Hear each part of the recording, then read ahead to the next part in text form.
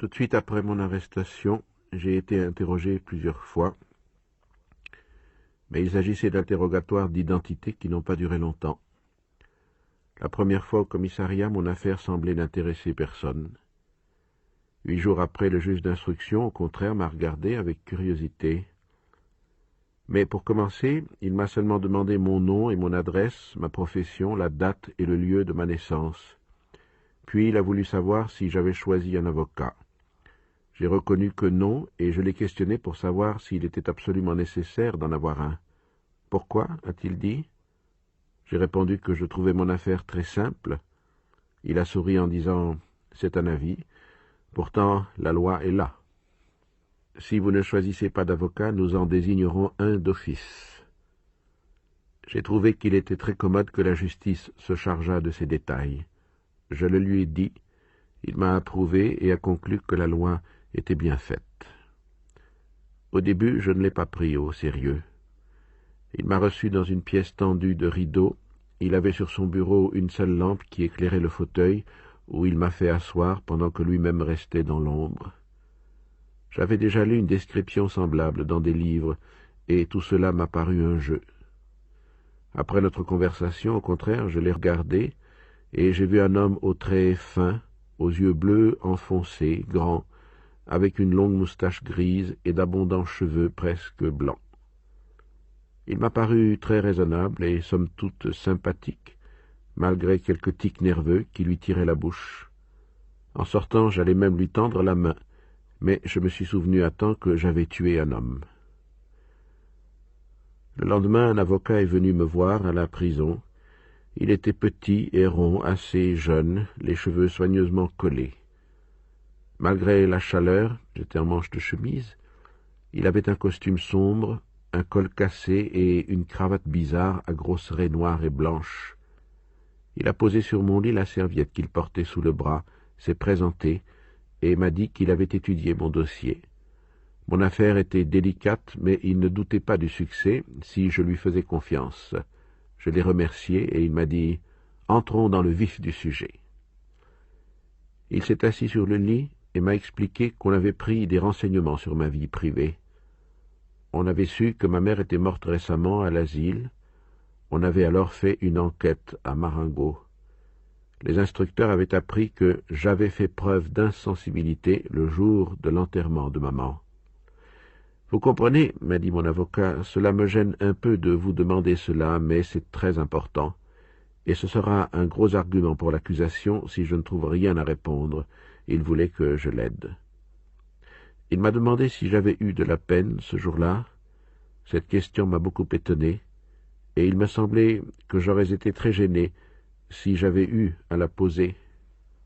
J'ai répondu cependant que j'avais un peu perdu l'habitude de m'interroger et qu'il m'était difficile de le renseigner.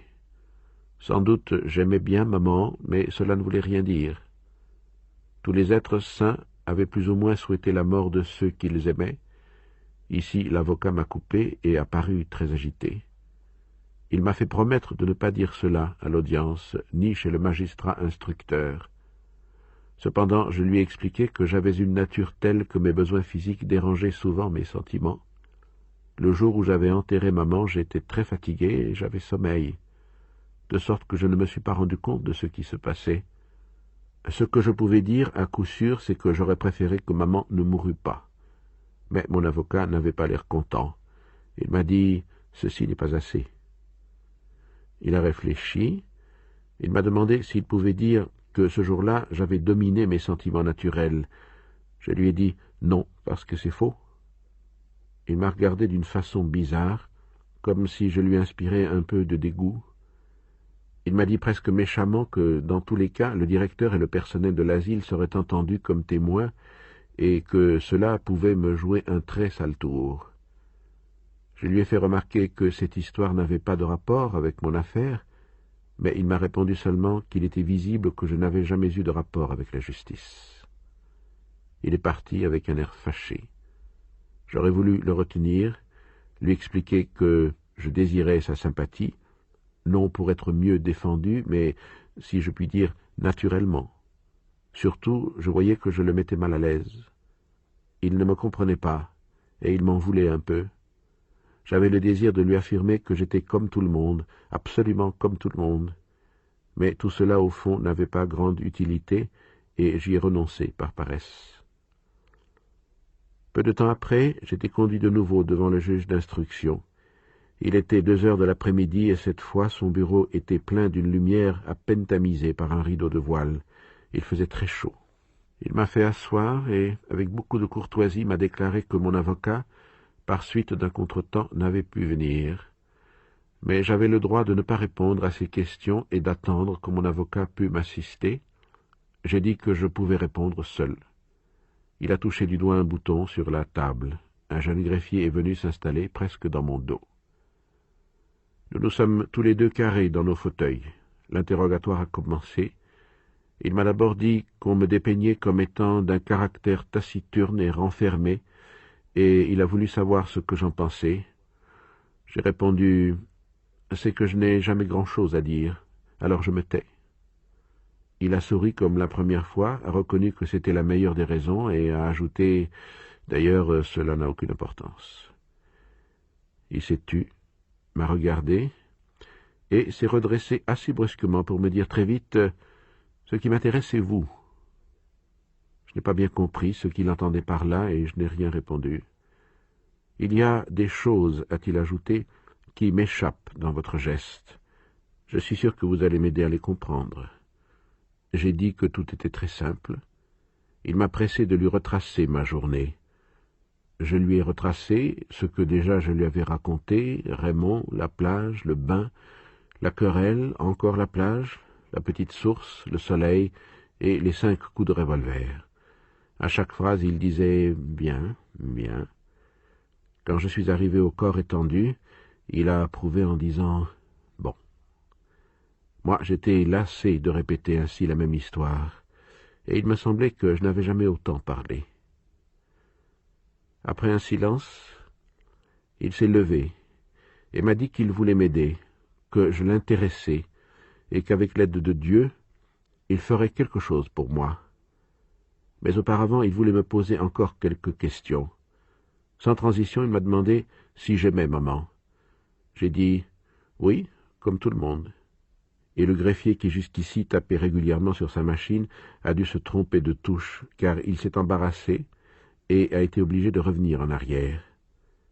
Toujours sans logique apparente, le juge m'a alors demandé si j'avais tiré les 5 coups de revolver à la suite. J'ai réfléchi et précisé que j'avais tiré une seule fois d'abord, et après quelques secondes, les 4 autres coups. « Pourquoi avez-vous attendu entre le premier et le second coup, dit-il alors ? » Une fois de plus, j'ai revu la plage rouge, et j'ai senti sur mon front la brûlure du soleil. Mais cette fois, je n'ai rien répondu. Pendant tout le silence qui a suivi, le juge a eu l'air de s'agiter. Il s'est assis, a fourragé dans ses cheveux, a mis ses coudes sur son bureau et s'est penché un peu vers moi avec un air étrange. « Pourquoi avez-vous tiré sur un corps à terre ?» Là encore, je n'ai pas su répondre. Le juge a passé ses mains sur son front et a répété sa question d'une voix un peu altérée. « Pourquoi ? Il faut que vous me le disiez. Pourquoi ?» Je me taisais toujours.